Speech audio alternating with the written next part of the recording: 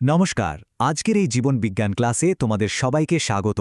আমি তোমাদের আজকের শিক্ষক, আর আজ আমরা একসাথে আমাদের শরীরের দুটো খুব গুরুত্বপূর্ণ বিষয়, বহিঃক্ষরা আর অন্তঃক্ষরা গ্রন্থি নিয়ে জানব।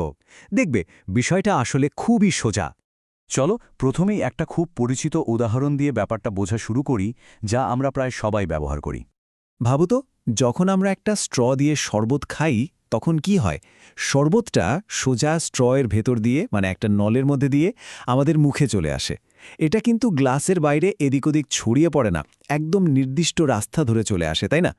ঠিক এই স্ট্রয়ের মতোই আমাদের শরীরেও কিছু গ্রন্থি আছে, যারা তাদের তৈরি জিনিসপত্র একটা নালী বা টিউবের মাধ্যমে একটা নির্দিষ্ট জায়গায় পৌঁছে দেয়। আর এদেরকেই আমরা বলি বহিঃক্ষরা গ্রন্থি বা এক্সোক্রাইন গ্ল্যান্ড। দেখো, নামের মধ্যেই কিন্তু এর কাজটা লুকিয়ে আছে। বহির মানে বাইরে, অর্থাৎ এদের থেকে যা বের হয় তা রক্তের বাইরে একটা আলাদা নালী দিয়ে যায়। আচ্ছা, এবার একটু মনে করার চেষ্টা করো তো। আমরা তো আগেই হরমোনের কথা জেনেছি, তাই না? আর আমরা জানি যে হরমোন আসে অন্তঃক্ষরা গ্রন্থি বা এন্ডোক্রাইন গ্ল্যান্ড থেকে। কিন্তু হরমোন তো সবটা নয়। আমাদের শরীরে আরও অনেক দরকারি জিনিস তৈরি হয়, যেমন ধরো এনজাইম বা উৎসেচক, যা আমাদের খাবার হজম করতে সাহায্য করে। তাহলে প্রশ্নটা হলো, এই এনজাইমগুলো কোথা থেকে আসে? হ্যাঁ, ঠিক ধরেছ, এগুলো আসে বহিঃক্ষরা গ্রন্থি থেকে।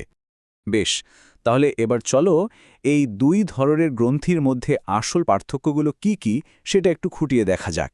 এখানে কিন্তু আসল মজাটা। সবচেয়ে বড় আর প্রথম যে পার্থক্য, সেটা হলো নালী থাকা বা না থাকা।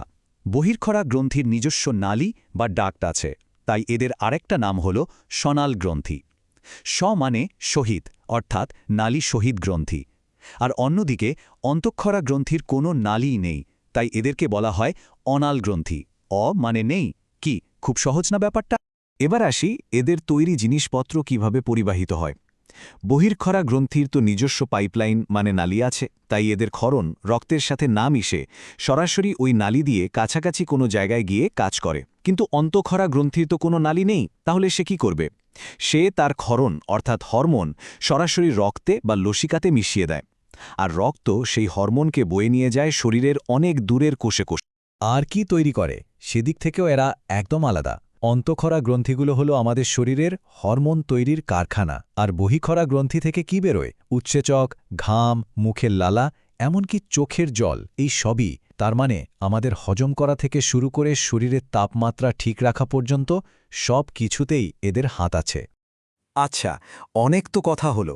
চলো এবার আমাদের শরীরের ভেতরেই থাকা কিছু আসল উদাহরণ দেখে নিই। তাহলে বিষয়টা একদম জলের মতো পরিষ্কার হয়ে যাবে। বহিঃক্ষরা গ্রন্থির একটা দারুণ উদাহরণ হলো আমাদের মুখের লালা গ্রন্থি।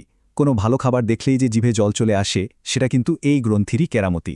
আবার গরমে যে আমাদের ঘাম হয়, সেটাও ঘর্মগ্রন্থি নামের আরেকটা বহিঃক্ষরা গ্রন্থির জন্যই হয়। আর অন্তঃক্ষরা গ্রন্থির উদাহরণগুলো তো আরও বেশি গুরুত্বপূর্ণ। যেমন ধরো আমাদের মস্তিষ্কের ভেতরে থাকা পিটুইটারি গ্রন্থি, যাকে প্রভু গ্রন্থি বা মাস্টার গ্ল্যান্ডও বলা হয়, কিংবা আমাদের গলার কাছে থাকা থাইরয়েড গ্রন্থি আর অ্যাড্রিনাল গ্রন্থি। এরা আমাদের শরীরের বৃদ্ধি, বিপাকক্রিয়া, এমনকি ভয় পেলে কি করতে হবে সেই সবও নিয়ন্ত্রণ করে। বেশ, এতক্ষণ আমরা যা যা জানলাম, চলো সবটা একবার এক ঝলকে দেখে নিই। এই স্লাইডটা দেখলে সব পার্থক্য একবারে মনে রাখাটা খুব সহজ হয়ে যাবে। তাহলে চট করে একবার মিলিয়ে নিই। প্রথমত, নালী বহিঃক্ষরাতে আছে, অন্তঃক্ষরাতে নেই। দ্বিতীয়ত, পরিবহন। বহিঃক্ষরা কাজ করে নালীর মাধ্যমে, কাছাকাছি জায়গায়, আর অন্তঃক্ষরা কাজ করে রক্তের মাধ্যমে, অনেক দূরে। তৃতীয়ত, কি ক্ষরণ করে? বহিঃক্ষরা থেকে বেরোয় উৎসেচক, ঘাম, লালা, আর অন্তঃক্ষরা থেকে শুধু হরমোন।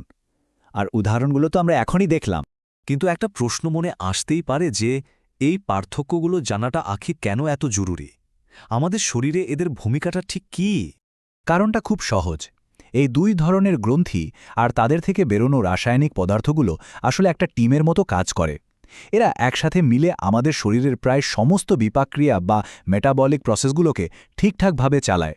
এদের ছাড়া আমাদের শরীরটা চলতেই পারবে না। তাহলে সবশেষে তোমাদের জন্য একটা ভাবার মতো প্রশ্ন রেখে যায়। আচ্ছা, কিভাবে এই দুটো একদম আলাদা ধরনের সিস্টেম একসাথে মিলেমিশে কাজ করে আমাদের শরীরে একটা নিখুঁত ভারসাম্য বজায় রাখে? ব্যাপারটা সত্যি খুব আশ্চর্যজনক, তাই না? আজকের ক্লাসে এত মনোযোগ দিয়ে শোনার জন্য তোমাদের সবাইকে অনেক ধন্যবাদ। আশা করি বিষয়টা তোমরা খুব ভালোভাবে বুঝতে পেরেছ। যদি আজকের এই আলোচনাটা তোমাদের ভালো লেগে থাকে আর মনে হয় যে এটা তোমাদের কাজে আসবে তাহলে ভিডিওটা অবশ্যই লাইক করো আর বন্ধুদের সাথে শেয়ার করে নিও। আর এরকম আরও ক্লাস করার জন্য চ্যানেলটা সাবস্ক্রাইব করে রাখতে একদম ভুলো না। আবার দেখা হবে পরের ক্লাসে।